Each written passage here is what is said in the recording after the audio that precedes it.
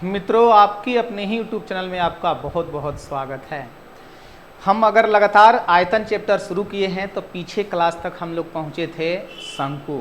आज हम आपको बोले थे गोला और अर्धगोला दिखाने के लिए, तो विलंब न करते हैं और चलते हैं हम लोग गोला तथा अर्धगोला पर। पहले हम लोग सूत्र जान लेते हैं, फिर हम टाइप वाइज आपको क्वेश्चन दिखाएंगे। जैसे अगर हम लोग सबसे पहले गोला का सूत्र देखें तो ये हमारा गोला हो गया, ये हमारा केंद्र, भले हाथ से थोड़ा टेढ़ा बना हो मैनेज कर लेना है, ये केंद्र हो गया, ये हमारा हो गया त्रिज्या, और इसी को यहाँ सटा देंगे तो r और r बनेगा 2r, जिसे हम लोग कहते हैं व्यास। तो आयतन चैप्टर पढ़ रहे हैं, यहाँ पर जैसे ही आप गोला का आयतन निकालेंगे तो इसका आयतन बनता है 4/3 पाई r क्यूब। अब दो चीज इसका और मिलेगा, वक्र पृष्ठ क्षेत्रफल और संपूर्ण पृष्ठ क्षेत्रफल। हमने आपको बताया था कि वक्र का मतलब होता है पीछे पीठ और संपूर्ण का मतलब होता है पूरा। जबकि ये गोला है तो इसमें वक्र और संपूर्ण एक ही है, तो वक्र और संपूर्ण दोनों का हमारा क्षेत्रफल बन के आता है 4 पाई r स्क्वायर। अगर आपसे अलग अलग भी पूछा जाता है कि गोला का वक्र पृष्ठ क्षेत्रफल बताइए तो 4 पाई r स्क्वायर ही होता है, और गोला का संपूर्ण पृष्ठ क्षेत्रफल बताइए तो 4 पाई r स्क्वायर। क्लियर है? साथ ही अगर हम लोग अर्धगोला देखें तो देखिए ये हमारा बन गया अर्धगोला, ये अर्धगोला हो गया, यहां पर केंद्र हो गया और ये आपका त्रिज्या है। कहीं भी खींच दीजिए यही आपका त्रिज्या रहेगा, जिसे हम लोग कहते हैं अर्धगोला। अब अर्धगोला जब हम लोग पढ़ेंगे, अर्ध का मतलब होता है आधा, अब गोला का गोला, अर्धगोला का मतलब हो गया गोला का आधा। जब इसका हम लोग आयतन पर चलेंगे तो उसका 4/3 होता है, तो इसका आधा करने पर 2/3 पाई r क्यूब हो जाएगा। लेकिन इसका वक्र पृष्ठ क्षेत्रफल और संपूर्ण पृष्ठ क्षेत्रफल अलग अलग होता है। जब आप वक्र पृष्ठ क्षेत्रफल निकालने चलेंगे पीछे का, तो जो गोला का वक्र और संपूर्ण 4 पाई r स्क्वायर होता है, अर्धगोला का आधा हो जाएगा। आधा का मतलब 2 पाई r स्क्वायर। लेकिन वही अगर संपूर्ण पृष्ठ क्षेत्रफल निकाले तो इसमें पाई r स्क्वायर एक जुट जाता है और जुट के अर्धगोला का संपूर्ण बन जाता है 3 पाई r स्क्वायर। हम रिपीट करते हैं, ये देखिए अर्धगोला का आयतन है, ये वक्र पृष्ठ क्षेत्रफल है और ये संपूर्ण पृष्ठ क्षेत्रफल। हमें उम्मीद है पीछे 10th क्लास से ही आप सूत्र याद किए होंगे। तो अब हम चलते हैं लेकर आपको प्रश्न पर। एक एक प्रश्न आप ध्यान पूर्वक देखिएगा, पूरा का पूरा चैप्टर क्लियर हो जाएगा। जैसे दिया है, यदि किसी गोला का अर्ध व्यास में 2 मीटर की वृद्धि कर दिया जाए। चलिए, अर्ध व्यास का मतलब त्रिज्या हो गया, ये r है। अगर इसमें हमने 2 मीटर की वृद्धि कर दिया यानी r+2, तो इसके पृष्ठीय क्षेत्रफल में 704 वर्ग मीटर की वृद्धि, तो प्रारंभिक त्रिज्या, प्रारंभिक अर्धव्यास बताइए। अब आप जानते हैं पृष्ठीय क्षेत्रफल का मतलब वक्र कहे चाहे संपूर्ण कहे, गोला का तो दोनों बराबर होता है, लेकिन ये बड़ा है तो ये अधिक है, 704 मीटर वृद्धि हो जाता है। तब पहले लिखिएगा 4 पाई r स्क्वायर, त्रिज्या है r+2 का स्क्वायर, माइनस यहां कीजिए 4 पाई r स्क्वायर। देखिए r का r स्क्वायर कितना अधिक हो जाता है तो 704, तो हमने 704 लिख दिया। यहां से अगर 4 पाई हम लोग दोनों में से कॉमन ले लेते हैं तो पाई का मान 22/7, ये a+b का होल स्क्वायर, जहां सूत्र होता है a square b square plus 2ab करेंगे ना तो 4r माइनस r स्क्वायर बराबर बन के आएगा 704। r स्क्वायर से r स्क्वायर कटा दीजिए, ये 22 से जब कटाएंगे ना तब 22 से 3 बार में 66 और 4 जाएगा 22 से 2 बार में 44, 4 से वही कटा दीजिए तो 8 बार में। अब देखिए 7वां जाके 8 में गुणा होगा तो 8 7 56 हो गया, जबकि यहां पर बचा है 4r + 4, तो +4 को इधर भेज देंगे तो माइनस हो जाएगा। 4r बराबर 4 घटा के देखिए 52r है जी, r त्रिज्या है, तो 4 से इसे कटा के देखिए त्रिज्या आपका बन के आ गया 13। आपसे यही पूछा गया है प्रारंभिक त्रिज्या कितना, तो बता दीजिए 13 मीटर। अब वही वृद्धि के बाद कितना, तो 13 में 2 जोड़ देते तो 15 आ जाता। खैर ये आपसे पूछा नहीं है तो दिमाग नहीं लगाएंगे, प्रारंभिक पूछा है तो हमारा आंसर बनना चाहिए 13 मीटर। Answer clear. चलते हम लोग अगले प्रश्न पर। दिया है 1 सेंटीमीटर, 2 सेंटीमीटर तथा 3 सेंटीमीटर त्रिज्या के 3 गोलाकार गेंदे। देखिए 3 गो त्रिज्या है अलग अलग, R1, R2 और R3, जिसका अलग अलग त्रिज्या 1 सेंटीमीटर, 2 सेंटीमीटर तथा 3 सेंटीमीटर दिया है। इसे पिघलाकर बड़ा गोला बनाया गया। बड़ा गोला बनाएंगे तो उसका त्रिज्या, बड़ा गोला बनाई गई है। इस प्रक्रिया में 25% सामग्री नष्ट भी हुई है, तो बड़ा गोला का त्रिज्या बताइए। यही आर का मान।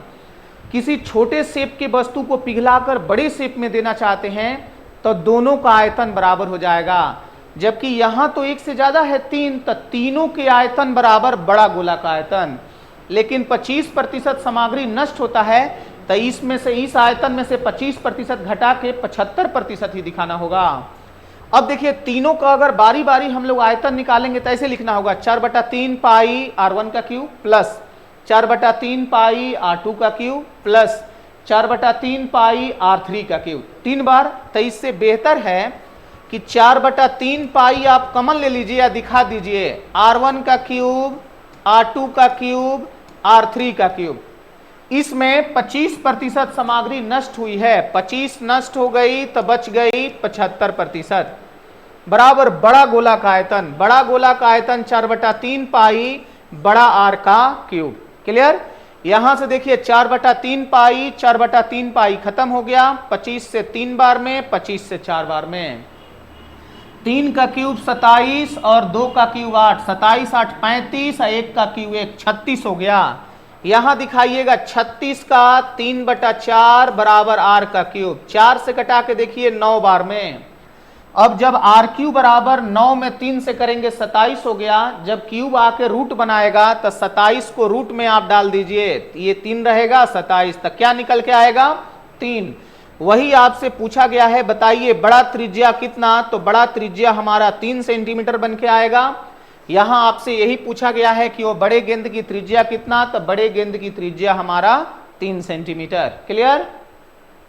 अगला प्रश्न, 3 सेंटीमीटर, 4 सेंटीमीटर, 5 सेंटीमीटर त्रिज्या वाले 3 गोले को पिघलाकर एक नया गोला। सेम क्वेश्चन है, एक ही बार डायरेक्ट लिखते हैं। 4/3 पाई R1 का क्यूब यानी 3 का क्यूब, फिर R2 का क्यूब, फिर R3 का क्यूब बराबर बड़ा गोला।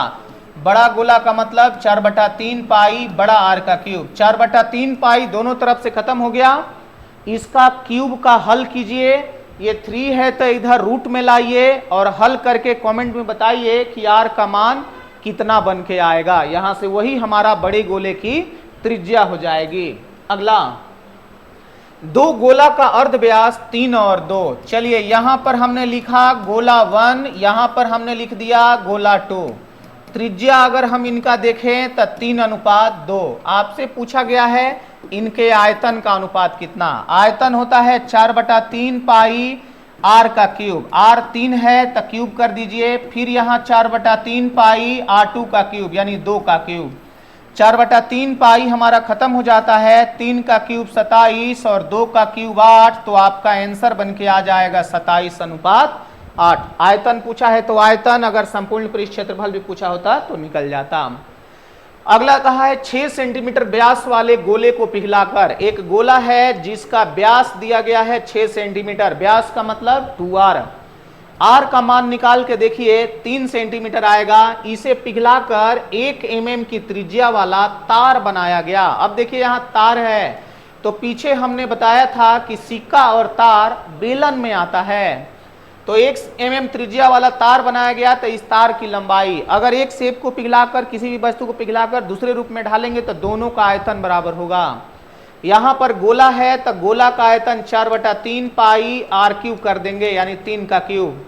जबकि आप बेलन बना रहे हैं तो बेलन का होता है पाई आर स्क्वायर। तो देखिए ये 1 mm है, mm को सेंटीमीटर में करेंगे, mm को सेंटीमीटर में करेंगे तो बटा में आपको देना होगा 10। देखिए 1 बटा में यहां 10 हो गया। अगर सेंटीमीटर में है आर स्क्वायर होता है तो हम लोग करेंगे 1/10, 1/10। और लंबाई पूछा है यानी ऊंचाई आपसे पूछा गया है, तो ऊंचाई का काम यहां h हमने लिख दिया। अब यहां देखिए पाई से पाई हमारा खत्म हो गया, ये 3 का क्यूब 27 होता है, तो 4/3 गुणा 27 बराबर 1/100 हो जाएगा गुणा h। 3 से देखिए 9 बार में और h का मान 100 जाके जब गुणा हो जाएगा तो 3600 सेंटीमीटर, ये सेंटीमीटर में आया।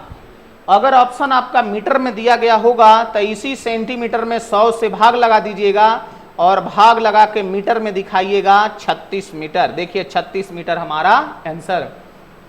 वही पूछा गया है कि तार की लंबाई कितनी है। देखिए तार की लंबाई बन के आ गया 36 मीटर। अगर सेंटीमीटर में पूछा गया है तो 3600 सेंटीमीटर। घबराइए नहीं, गुब्बारा फूटा हो। क्लियर। अगला देखिए, यदि गोले के अर्ध व्यास क्रमशः 1:4 है, फिर दिया है 2 गोला है, गोला 1 गोला 2, इनका अर्ध व्यास का मतलब त्रिज्या होता है, व्यास का मतलब 2r, अर्ध व्यास का मतलब व्यास का आधा, तो व्यास का आधा त्रिज्या कहलाता है। 1:4 है तो इनका पृष्ठीय क्षेत्रफल आपसे पूछा गया है। पृष्ठीय क्षेत्रफल होता है 4 पाई r का स्क्वायर यानी 1 का स्क्वायर, यहाँ 4 पाई, दूसरा r2 का स्क्वायर, r2 का कर दिए, 4 पाई से 4 पाई खत्म, ये एक ही रह जाएगा, यहाँ 4 का स्क्वायर 16। अक्सर ऐसे जब भी पूछता है ना तो यहाँ क्षेत्रफल में अगर 4 पाई r स्क्वायर होता है तो सीधा त्रिज्या का स्क्वायर कर देना होता है, जब आयतन पूछा है तो क्यूब कर देना होता है, मान आ जाता है। लेकिन हमने पूरा का पूरा लिखा है ताकि आपको कहीं कोई दिक्कत ना हो, बाकी तो आप तेजी से बना ही लेंगे। क्लियर है। अगला, 8 सेंटीमीटर त्रिज्या वाली गोलीय खोखले गेंद के अंतर्गत बड़े से बड़े घन का आयतन। अब देखिए यहाँ गोला तो है लेकिन उसमें आपको घन एडजस्ट करना है। क्वेश्चन समझिएगा, ये हमारा गोला हो गया इस तरह से, इसमें आपको एक घन एडजस्ट करना है। देखिए ये घन हो गया। अब थोड़ा सा हाथ से देखिएगा, थोड़ा टेढ़ा हो गया है तो मैनेज कर लेना है, हाथ ही से लिए हुए हैं तो खैर ये तो पूरा टेढ़ा नज़र आ रहा है भाई, कोई देखेगा भी तो कहेगा कि टेढ़ा में भी पूरा टेढ़ा हो गया। देखिए यहाँ थोड़ा सा बड़ा ले लिए, इसको हमने इस तरह से ऐसे लिया और कुछ तो सीधा होना चाहिए, हाँ देखिए बराबर भी है। अब इसका त्रिज्या है, जो गोला है उसका त्रिज्या r है, तो देखिए हमने r को ऐसे दिखाया। ऐसे क्यों दिखाया? क्योंकि हमारा मकसद ही था घन का पूरा विकर्ण निकाल लेने का। तो जितना हमारा गोला का व्यास होगा उतना ही उस घन का विकर्ण होगा। देख लीजिए जो व्यास है वही विकर्ण है। तो गोला का व्यास हमारा बनेगा 2r, जबकि विकर्ण बनेगा √3 गुणा भुजा। पता चल गया कि भुजा का मान तो आएगा 2r बटा में √3, भुजा का मान आएगा 2r बटा में √3। आपसे पूछा गया है कि उस घन का आयतन बताइए। तो जैसे ही हम लोग इसका आयतन निकालेंगे, आयतन होता है 4/3 पाई r का क्यूब। तो देखिए 2r का क्यूब करेंगे ना तो 8r क्यूब हो जाएगा, जबकि √3 का करेंगे ना तो 3√3 हो जाएगा। अगर कटने वाला है तो यहां से कटा दीजिएगा, पाई का मान रखा है तो रखिएगा, वरना हमारा यही वाला आंसर हो जाएगा। क्योंकि सॉरी भुजा का मान इतना, तो आयतन होता है भुजा क्यूब, हमने वो गोला समझ के लगा दिया भुजा क्यूब। तो देखिए 2r का करेंगे तो 8r क्यूब हो गया, √3 का क्यूब करेंगे तो 3√3 हो गया। यही हमारा आंसर। वो 4/3 पाई r क्यूब गोला का होता है, यहाँ तो घन है ना, देखिए ये घन है, ये आया जो घन का भुजा आया, और घन का आयतन होता है भुजा क्यूब, a क्यूब। तो वही a क्यूब कर दिए तो हमारा मान आ गया 8r क्यूब बटा में 3√3। अगला, यहाँ गोला का आयतन दिया है 4851। चलिए आयतन लिखते हैं 4/3 पाई, पाई का मान 22/7, r का क्यूब कर दिए बराबर 4851 दिखा दिए। तय है कि ये कटेगा ही कटेगा। 11 से पहले कटाइए 2 बार में, 11 से 4 बार में 44, फिर 4 बार में, 11 से 1 बार में। क्लियर है। अब यहाँ मत कटाइएगा। r क्यूब बराबर 441 को 21 गुणा 21 कर दीजिएगा, और 7 या 21 ये भी गुणा में जाएगा ही, 4 दूना 8 बटा में आ जाएगा। पता चल जाएगा कि r का मान 21/2 होगा। देखिए 2 21 3 21 से 21 निकल गया और 8 से निकल गया 2। देखिए ये r का मान आ गया 21/2। तो कहा है वक्र पृष्ठ क्षेत्रफल बताइए। वक्र पृष्ठ क्षेत्रफल इसका क्या होता है, चूंकि ये हमारा गोला है तो 4 पाई आर स्क्वायर, वक्र हो चाहे संपूर्ण हो। तो आप क्या करेंगे, वक्र पृष्ठ क्षेत्रफल बराबर निकालेंगे तो 4 पाई आर स्क्वायर यानी 21/2 और 21/2। ये 2 दूना 4 से 4 खत्म हो गया, 7 से ये 3 बार में। अब यहां से क्या होगा, 22 तिया 66 में 6 से 21 से गुणा कर लीजिएगा, 22 तिया 66 गुणा 21। यही हमारा आंसर बन गया, यही हमारा कहलाएगा वक्र पृष्ठ क्षेत्रफल। वक्र पृष्ठ क्षेत्रफल जो भी हमारा गोला का होता है वही संपूर्ण पृष्ठ क्षेत्रफल भी होता है। अगला प्रश्न, एक गोला का वक्र पृष्ठ क्षेत्रफल 55/44। वक्र पृष्ठ क्षेत्रफल का मतलब 4 पाई आर स्क्वायर बराबर 55/44। कटा के देखिए, 11 से 2 बार में, 11 से 504 बार में। अब यहां पर 2 से भी ये कट रहा है, 2 से कटा के देखिए, 2 से ये हमारा कटेगा 25 और 2, तब फिर 4 से भी कट ही रहा है। 4 से जब हम इसे कटाएंगे तो 6 चौके ये हमारा 24 हो गया, 24 और 4 63 हो गया। तो आर के स्क्वायर बराबर 63 को हमने 9 गुणा 7 कर दिया और 1 7 गुणा में जा ही रहा है। तो आर का मान 9 के लिए 3 निकलेगा, 2 7 से 1 7, आर का मान आ गया 21। अगर त्रिज्या पूछा होता तो हम लोग किसे आंसर बताते, लेकिन नहीं पूछा है तो हम लोग पूरा, यहां पर पूछा है आयतन। आयतन निकालने के लिए अब आयतन का हम लोग सूत्र लगा देंगे, 4/3 पाई का मान 22/7 और आर का क्यूब करेंगे ना तो 21 गुणा 21 गुणा 21। और 21 तो हमारा कट जाएगा, 22 चौके 88 हो जाएगा और 21 का स्क्वायर 441 हो गया। यहीं पर हम लोग गुणा कर देंगे तो हमारा आंसर आ जाएगा। अब देखिए गुणा करना भी बड़ा आसान होता है, अगर यहाँ पर बड़ा गुणा है तो हम दिखा ही देते हैं, वरना आप सोचेंगे कि बस सर ऐसे ही छोड़ दिए। 1 8 से गुणा करना, 8 8 चौके 32, 8 तो 3 बचा है, 8 चौके 32 3 35 और 1 जीरो लगा देना। अब प्लस करके 3528 लिख देना, बस यही तो आंसर आ गया। हमने क्या किया, एक बार 8 से यहाँ गुणा किया, जीरो लगा दिया ना तो ये 80 से गुणा हो गया। अब फिर 8वां वाला गुणा यहाँ कॉपी कर दिया ना तो 80 या 8 88 से हो गया। अब सीधा इसका जोड़ के देखिए आपका मान बन के आ जाएगा। ठीक है, अगला प्रश्न दिया है 3 सेंटीमीटर त्रिज्या वाले गोलाकार गेंद को पिघलाकर 3 गोलाकार गेंद, एक बड़ा गोला है जिसका त्रिज्या दिया गया है 3 सेंटीमीटर, इसे पिघलाकर 2 छोटा छोटा गेंद में, छोटा छोटा का मतलब आर का मान ये 3/2 हो गया, R2 का मान 2 हो गया, R3 का मान आपसे पूछा है कितना होगा, यही तीसरा। तो अभी हम यही बता रहे थे कि 2 हो 3 हो 10 हो, अगर पिघलाकर दूसरे शेप में दे रहे हैं तो इनका आयतन का योग बराबर बड़ा गोला का आयतन होगा। अब देखिए इनका आयतन क्या बनेगा, 4/3 पाई R³ यानी 3 का क्यूब, जबकि इनका बारी बारी से तीनों का 4/3 पाई R1 का क्यूब, 4/3 पाई R2 का क्यूब, 4/3 पाई R3 का, सब में 4/3, तो 4/3 पाई हमने कॉमन ले लिया। R1 का क्यूब एक ही बार क्यूब करके लिख दिया 27/8, R2 का क्यूब 8 का 2 का क्यूब 8, R3 का क्यूब यहाँ R मान लीजिए, ये क्यूब रहने दीजिए। 4/3 पाई से पाई हमारा खत्म हो गया, ये 3 का मान 27 हो जाएगा, सिर्फ 8 ला के पहले घटाइए, फिर 27/8 प्लस R³ रहने दीजिए, ये 8 घटेगा तो हमारा 19 बन के आएगा।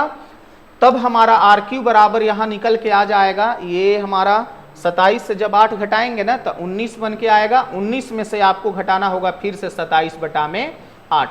R³ का मान जब यहाँ 19 में 8 से करेंगे ना तो 9 में 8 से 72 होता है और 8 7 15 152 आ जाएगा, माइनस 27 करना है बटा में 8।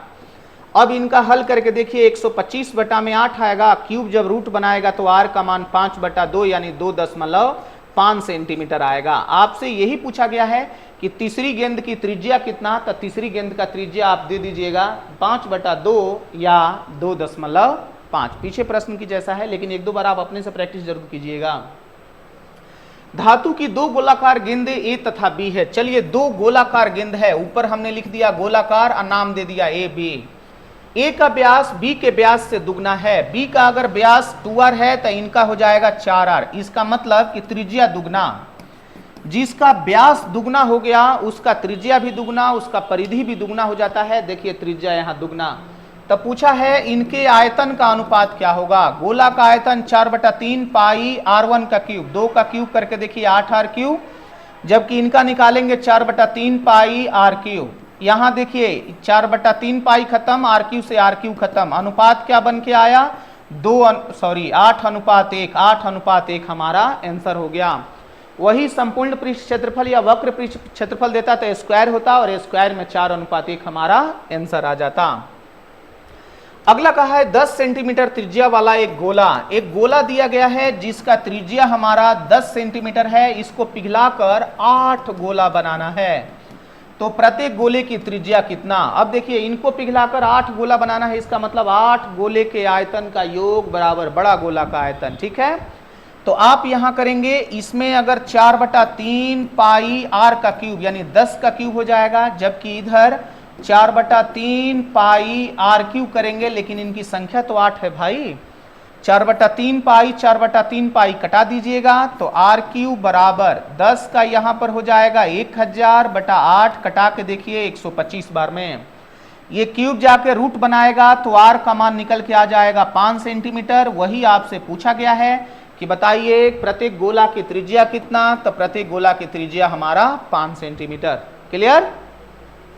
अगला, एक आर त्रिज्या के गोले के समान 4 भागों में विभक्त करना है, तो चारों भागों का संपूर्ण पृष्ठ क्षेत्रफल। यहां देखिए ये हमने गोला बना दिया जिनकी त्रिज्या r सेंटीमीटर है, लेकिन कहा है कि इसे 4 भागों में अलग करना है। चूंकि 4 भाग तो होता ही है, तभी इसका संपूर्ण पृष्ठ क्षेत्रफल बन के आता है 4 पाई आर स्क्वायर। लेकिन जब अलग करने की बात कहे तो देखिए अलग करने का मतलब क्या होता है कि यहां से आप एक ऐसे खींच देंगे, एक यहां से ऐसे खींच देंगे और फिर लेके इसको मिला देंगे। देखिए ये हमारा कहलाएगा अलग। देखिए सब अलग हो गया।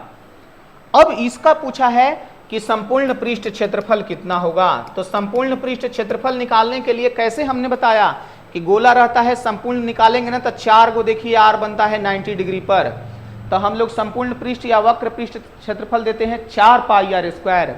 लेकिन जब अलग हो जाएगा ना तो वही 4 हमारा 8 का रूप ले लेगा। देखिए ये 8 का रूप ले लिया और तब आपका संपूर्ण पृष्ठ क्षेत्रफल हो जाएगा 8 पाई आर स्क्वायर। ध्यान में रहे, जब भी हम लोग अलग कर देते हैं तो जितनी त्रिज्याएं आपको अलग अलग बनेगी उतना क्षेत्रफल में पाई आर स्क्वायर होता है। तो ये 8 को हो गया, इसलिए 8 पाई आर स्क्वायर यहाँ नहीं बनता है, इसलिए सूत्र बन के आता है। यहाँ अलग नहीं है कि गोला का संपूर्ण पृष्ठ क्षेत्रफल चाहे वक्र पृष्ठ क्षेत्रफल 4 पाई आर स्क्वायर, यहाँ अलग है 8 को हुआ तो 8 पाई आर स्क्वायर। ठीक। अगला देखिए 8 सेंटीमीटर अर्ध व्यास वाला एक ठोस अर्ध गोला में अधिकतम आयतन वाला एक गोला काटा गया, तो अर्ध गोला के आयतन का गोला के आयतन से क्या अनुपात है। यहां अर्ध गोला का एक प्रश्न है। ये देखिए अर्ध गोला हो गया, इसमें से कहा है अधिकतम आयतन का एक गोला काटा गया। देखिए ये गोला काट दिए हम, तो दोनों के आयतन का अनुपात। अब ये जो हमारा कटोरा जैसा है इसी को हम लोग कहते हैं अर्ध गोला, और ये जो गोल है इसी का नाम है गोला। अब यहां से लेकर जब यहां तक देखेंगे तो यही अर्ध गोला का त्रिज्या है। हमने लिखा कि अर्ध गोला का त्रिज्या बराबर r है, लेकिन वही जब गोला का त्रिज्या हम लोग देखेंगे तो देखिए गोला का त्रिज्या यहां पर यानी इस r का आधा r/2 तो इनका त्रिज्या r/2 न हो गया, क्योंकि अर्ध गोला का त्रिज्या जो यहां से यहां तक इसी में गोला बनाए हैं तो आधा आधा होगा। देखिए आधा आधा हो गया। अब अर्ध गोला का आयतन गोला का आयतन का, पहले अर्ध गोला तो रहने दीजिएगा, इसी का आयतन निकालना है। तो अर्ध गोला का आयतन होता है 2/3 पाई आर क्यूब, जबकि गोला का होता है 4/3 पाई आर क्यूब। आर क्यूब का मतलब कि क्यूब बटा में हो जाएगा 8। अब यहां से देखिए 3 से हमारा 3 खत्म, पाई से पाई खत्म, 4 से कटा दीजिएगा 2 बार में, ऊपर आर क्यूब से आर क्यूब खत्म, 2 आके 2 में गुणा हो जाएगा और आपका अनुपात बन के आ जाएगा 4:1। 4:1 ही आयतन होगा अर्ध गोला और गोला का। यहां देख लीजिएगा 4 से पहले 2 बार में हमने कटाया है, फिर यही 1/2 आके 2 में गुणा हो जाएगा और आपका अनुपात बन के आ जाएगा 4:1। 4:1 हमारा आंसर। आज हमने जो भी प्रश्न लिया था अर्ध गोला से तो कम लिए थे, गोला से लिए थे, गोला और अर्ध गोला। तो आज की क्लास में हम इतना ही रहने देते हैं, लेकिन फिर अगला जब हम आपको वीडियो देंगे उसमें आपको ये सारा मिला के देंगे, जैसे घन, घनाभ, शंकु, बेलन, गोला, अर्ध गोला, ये सब को एक ही में मिला के कैसे प्रश्न होता है, अगले वीडियो आपको मिलेगा। फिर आपको क्षेत्रफल पे हम लेके चलेंगे। और सारा क्लियर कर देंगे। फिलहाल हम इतना ही देने देते हैं। बहुत बहुत धन्यवाद आपको। Thank you. राधे राधे।